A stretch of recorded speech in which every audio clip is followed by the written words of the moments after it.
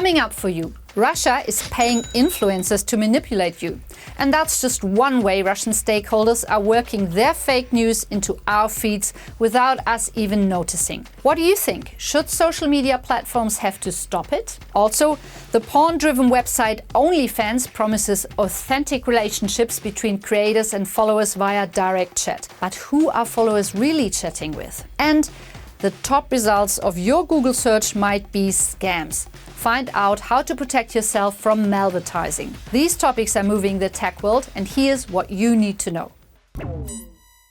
To shape your worldview, Russia is doing much more than planting fake articles and using click workers. Russia is operating a sophisticated fake news operation. That's what recent investigations by the US Justice Department and German media outlets showed. Russia's goal? To create and spread content that pushes their agenda. For example, they boost the reach of pro-Russian politicians and spread anti-Ukraine narratives. Here are three main tactics Russia's government is using. Paying influencers.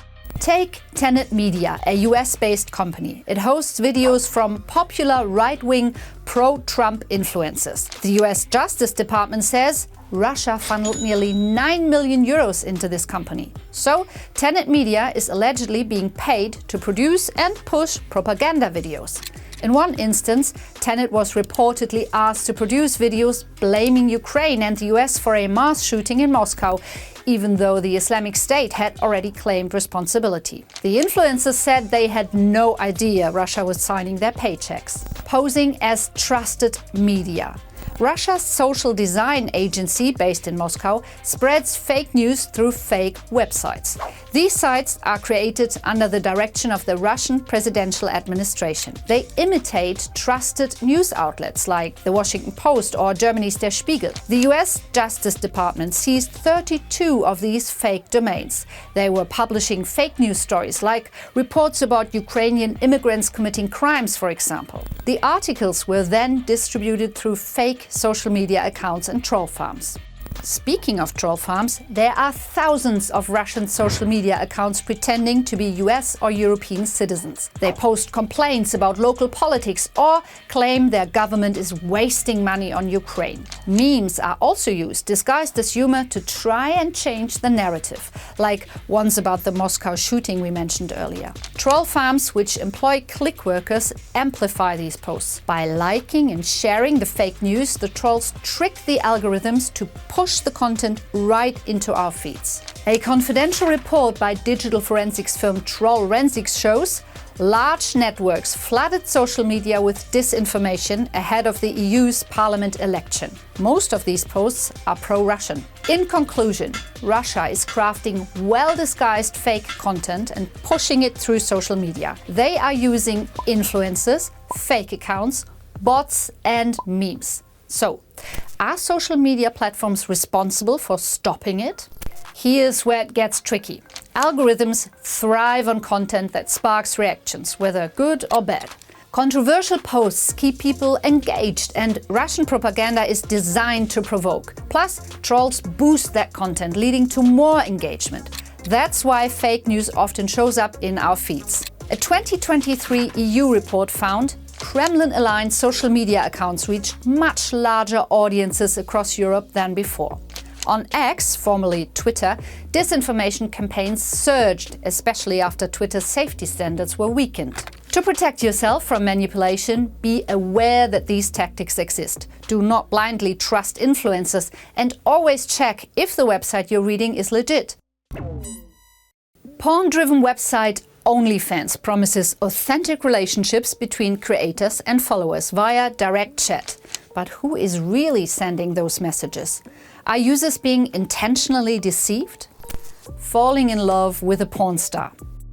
Patrick, a 42-year-old German, shared his story with Reuters news agency. In early 2022, Patrick began chatting with Nikki, a Hungarian OnlyFans creator. Nikki's bio promised, "I respond to every message personally." Patrick opened up to Nikki about everything, from sexual fantasies to their shared love for cats. Over time, he fell in love. Nikki texted that she felt the same. But this romance came with a price tag. Patrick spent nearly 7,000 euros in total on what he thought was a real love affair. Apart from paying for personal sex videos, Patrick also sent Nikki money for medicine and car repairs. Patrick even gave her a monthly allowance of about 200 euro for a while. Unfortunately, there wasn't just one Nikki. The creator had employed so-called chatters to message fans on her behalf, even though her bio said otherwise. This isn't a rare case. It can happen to users across the world where OnlyFans is available. Is OnlyFans supporting a fraudulent system? OnlyFans has become a hugely profitable business. It has over 200 million users. 87% of them are men. They spend billions of euros on the platform. But for most creators, it's not easy money. The top 10% earn 73% of the total income. It's a competitive market and many professionals are already cashing in. Big agencies support creators taking a share of their income. A typical monthly subscription to an OnlyFans account costs about 7 euros. The real money comes from exclusive content and other services that users pay for via OnlyFans tipping system. To keep subscribers happy and spending, agencies or the creators hire chatters to message fans instead of doing it themselves. And because a lot of the conversation is erotic or pornographic, they need, let's say, specialized chatters. Who are they? According to Reuters, many chatters work from the Philippines. Other low-wage countries in Europe and parts of the US also have chatters. The Philippines has a huge call center industry and a cheap labor force experienced in remote customer service. These workers, men and women alike, manage multiple chats at once, often just copying and pasting responses. There are even manuals for specific requests called JOIs, that's short for jerk-off instructions. These scripts help chatters keep clients engaged. They teach chatters how to describe sex in a car or how to verbally please older clients. But human chatters might not last much longer. Some creator agencies already use AI software to sext with subscribers. Is OnlyFans to blame for that?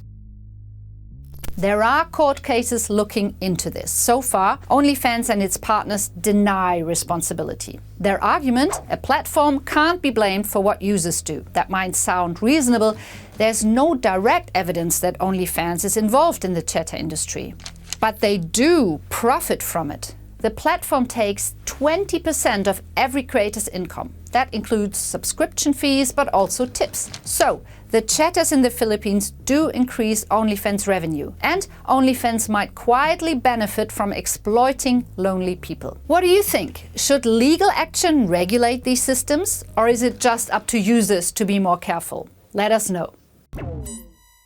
Have you Googled anything lately? Looked for information or, say, a telephone number? Beware, the top results of your Google search might be scams. Criminals might be out to get your data and money. Here's how and what you can do about it.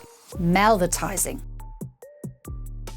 Criminals are creating fake websites and then paying Google to show them in the sponsored ads section on top of Google search results. Like here.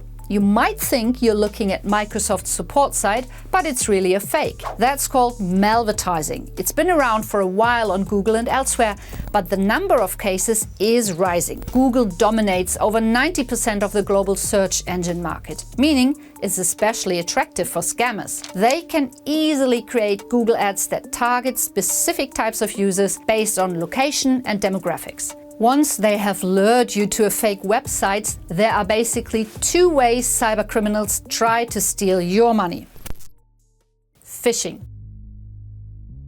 The fake Microsoft support ad is a global scam. You click the link and are directed to a fake support number. The person on the other end of the line listens to your problem to build trust. Then they ask for information, supposedly to help you. This can be logins, but also credit card details for alleged service costs. The scammers can use this data to drain your bank account or steal your digital identity. Ironically, the scam used to be the other way around. Scammers would cold call, pretending to be from Microsoft offering to fix fake computer issues. Now, by targeting people who actually have software problems, these criminals have a much greater chance of success.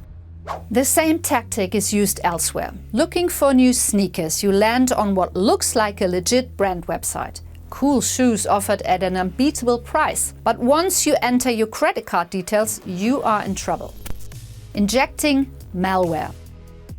Another trick, you are asked to download software, like a software update or an app. If you do, you're installing malware instead. Malware comes in many forms, but cybercriminals often use it to steal a person's login details and information. The scary part, scams are getting harder to spot. Cybercriminals are getting better at creating fake ads and websites. They are using sophisticated digital tools, for example, AI-based translation software. Fakes are often so realistic, it's easy to fall for them. How can you protect yourself?